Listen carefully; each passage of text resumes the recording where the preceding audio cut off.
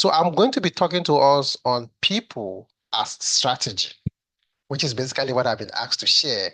And my focus is going to be on how top organizations turn talent into competitive advantage. So people as strategy, how top organizations turn talent into competitive advantage. So when you find out or see organizations that struggle, the first instinct is usually for them to begin to cut people costs. So when you see, take for instance what is going on in the country, and you notice that things are getting difficult, the first place you notice the organization go is to begin to cut people costs, okay? Yet the organizations that outperforms everyone else, if you look at those organizations, if you x-ray those organizations, you will notice that they invest even more intentionally in their people. So because things are difficult, that is not the time to begin to cut down people costs. It is the time to look at the people and see where do we invest in these our people so we can get the best out of them. So the difference between a struggling organization and one that outperforms a performing organization is very simple. Some companies employ people, okay? While if your desire is to become a great company, then you need to begin to build capability in your people, okay? Some companies employ people while great companies build capability. So the question you need to ask yourself, are you a great company or are you just any other company out there? Now, there's this big misconception out there. Most organizations still see people as labor. They see people as headcounts. They see people as payroll. They see people as costs. If that is the view that you have, then your organization doesn't really have any winning competitive advantage out there in the market. For organizations that are winning, okay, in these current times that we are, you know that even today there are certain organizations, you see that people are complaining things are not moving, but they're making so much money. Take a look at those organizations. What you will see is that they see their people as innovation, people who bring ideas, new ideas that will help them to overcome the current challenges. They see their people as capability, okay? They see their people as those who create the right customer experience, the kind of customer experience that will ensure that the customers keep coming back, especially now that I work in the hospitality sector. What we sell is experience. So when you walk into any of our spaces, it is experience that we're selling. So the same product that you can get in our place, maybe you get it out there cheaper, but you get it here at times 5, times 10 once you get out there. We're not just selling that particular product, but the experience you get while consuming that particular product. So they see people as their competitive advantage, and that is the only way to win as an organization. Buildings, the buildings that we see here, buildings don't innovate. It is technology. I mean, buildings don't innovate. Technology doesn't serve customers. People do. Even if you say, okay, yes, we have some AI vending machines, there are people behind that machine that will enable the machine to perform or deliver service effectively. So the quote that I want you to take away is that buildings don't innovate, technology doesn't serve customers, people do. Now, the question we need to ask ourselves is why is it that talent is now the competitive advantage? Why should we refer to talent as competitive advantage?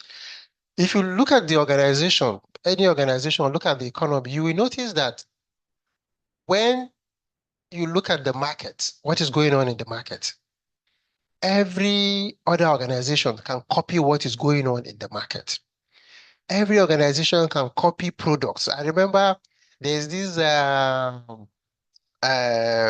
chain store that I normally go to buy things from. So when ShopRite decided to close down, so you notice that several other shops springed up within the town. And I started going to this particular store. So they pride themselves in selling things at a very low cost. But after a while, what happened?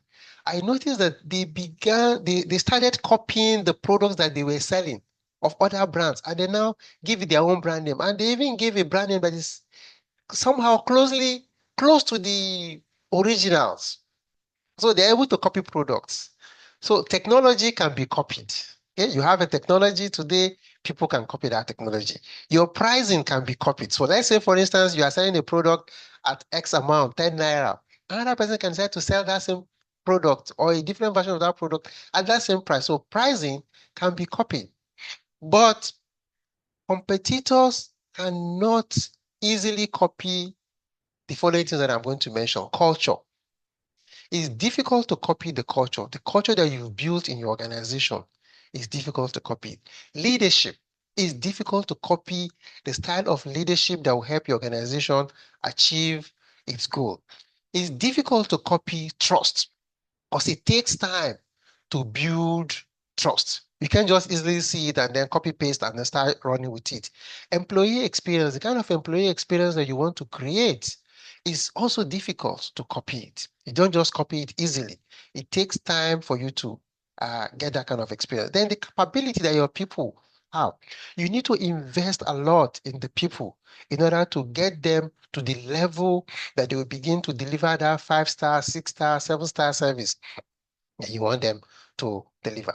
So these things that are not easily copyable, these become sustainable competitive advantage for any and every organization that want to be able to win out there in the market. So I'm going to share with us 4 pillars of people's strategy. Okay, there are 4 pillars of people's strategy. The first one uh, is leadership, right? Leadership is one of the pillars. Okay, you have the people strategy. Leadership is one of the pillars. So, what sort of leadership style do you operate within your organization? Because we say that everything rises and falls on leadership. So, leadership determines the direction, the way things will operate in that particular organization. So, there is need for us to pay close attention in leadership. So, in every organization where I find myself, my focus is usually on the leadership. So you notice that the managers and the supervisors, the leadership organization might be complaining that our people are not doing what we want them to do. The question we need to ask ourselves is the leadership showing the kind of example that they want to see in their people? If the leadership is not showing that example, what is the leadership permitting? What is the leadership allowing? Okay, what does leadership reward? That will determine how far and how well that organization will succeed in the environment in which they find themselves. Then culture. Culture is very critical. Culture for me is basically how we do things where we operate from. Okay. That is for me, culture. How do we do things? What is the way? Our way of doing things, that is culture. So how do you want things done in that particular organization? And you need to also reinforce the right culture by rewarding the kind of behavior that you want to see to thrive in that organization. Then the third pillar is capability. So you need to carry out an analysis of the people in your organization, determine their strengths, determine their weaknesses. Knowing their strength will enable you know who to place where to get the kind of result that you are looking for. And then finally, business results. There is no organization that is set up to make loss. Even if it's a non-profit organization, they want to make an impact. So that impact is the profitability that they are driving at. Okay, so a profit-oriented company will look for the naira and kobo, and a social enterprise will look for the impact that they are making in the community or in the society or wherever they find themselves. So these are the 4 pillars of people strategy. So I said the first one is leadership, second one is culture, capability, and then business results. So business strategy drives people strategy, not the other way around. So first of all, we need to identify what is the business strategy, and that should help drive the kind of people strategy that we want to see. So you don't just come up with the people strategy, then you now start looking for what is the business strategy. Okay. So I'm going to share with us some of the things that high-performing organizations do differently? If your desire is to become a high-performing organization, there are certain things you need to do differently. So instead of recruiting employees, what do? You need to begin to build careers. You don't just recruit people, recruit people, recruit people. No, build careers.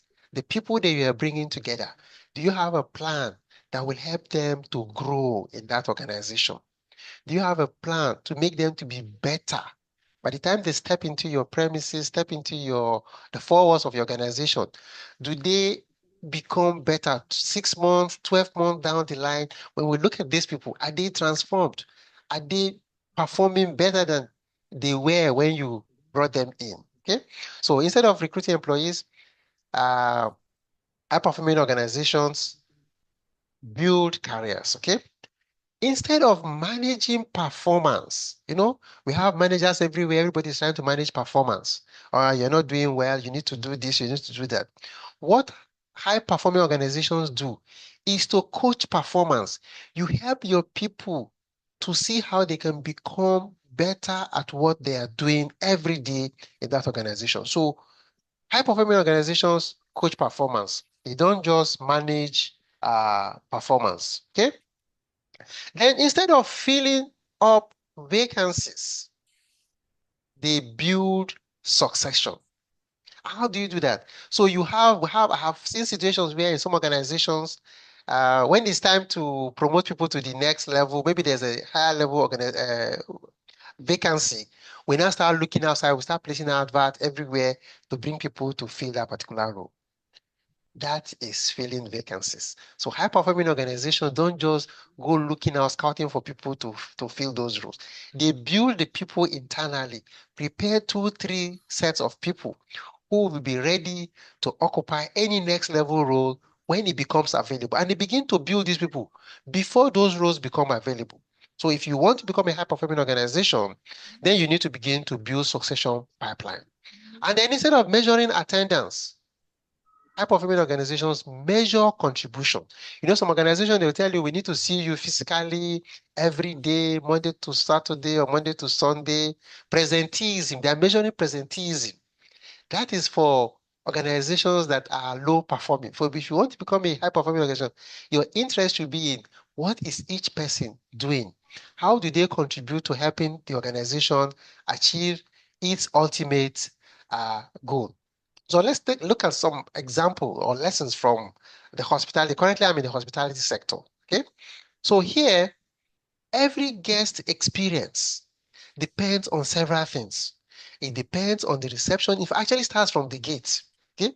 The way the security man receives the guest will determine whether this guest is going to rate us a 5-star, 10 stars when they leave this place, or have a very flowering recommendation about their experience in this place. So it depends on how the security man at the gate treats that particular guest. It depends on how they are welcomed by the receptionist at the front desk. It depends on what the housekeeping does. Okay, the room, when the guest gets into the room, is the room welcoming? Okay, is it like home away from home for this particular guest? Then all the technology that's supposed to be working in the room, the engineering, the lighting, the plumbing work in the room, everything working flawlessly, okay, without any hitch. The experience of the guest will be defined by what the engineering team has done within that room. The food that is served, the kitchen, how the kitchen is able to prepare a meal that would, when you present it, like for me, I'm one who likes to eat with my eyes before it gets to my mouth. So, uh, what the kitchen is presenting will determine the kind of experience that I get. I've talked about the security, the finance team. When it comes to collecting my money, when I want to pay, do I have to struggle in order to make payment, or do you have a POS system, seamless way of making payment within that particular hospitality building? So a 5-star building, okay, a 5-star building never creates a 5-star experience. The building might be very beautiful, but that building will not create that 5-star experience. It is the 5-star people. So it means that your people have to be 5-star. If your people are not 5-star, then the building cannot provide the five-star experience. We have a building that is, everything is technology, just touch and feel nice, but the people are bad. The guest is going to leave that place with a negative experience. So this also applies to every business that we run. Okay, so let's look at the AI era. Today, we're in the AI era. AI is changing the way we work. Because AI is changing the way we work, something we need to know is that AI does not replace leadership. So we should not just outsource everything to AI and say, no, since we have AI, let AI now take care of everything. So AI will not replace leadership. The future leaders that we need or we need to begin to build should be leaders who are curious. Okay? Curiosity is a great skill for any leader to succeed during this AI time. So you give AI something to do, you need to be curious to check and confirm whether what this AI is turning out for you is the right thing. So curiosity is key. Emotional intelligence is also paramount. Okay? For you to be able to deliver uh, a sound people strategy that will help your business to become the number one in your niche, emotional intelligence is key. You need to be able to be emotionally aware, culturally aware of what is going on. So every leader needs to possess that particular skill, and that helps them to be able to know which leadership style to apply per time. Okay, adaptability is also a skill that we need to have. So, like we know, things are changing, things are dynamic. So you need to be adaptable. You won't say, if it's not this one way, we can't get things done. So you need to be adaptable. You need to begin to see how you can adapt the way you do things. Learning agility. We can never stop learning. Okay? Even me sitting here, I am learning every day. So for you to be up to date as a good leader that will get the best out of your people or help your people to become the best, you need to keep learning every day. And collaboration is also very, very key. There's no one man who can stand and start and finish everything, provide the kind of service that they need. So we need to be able to collaborate with teams, collaborate with people within the organization, even collaborate outside the organization. So one thing we need to know is that AI amplifies people, okay?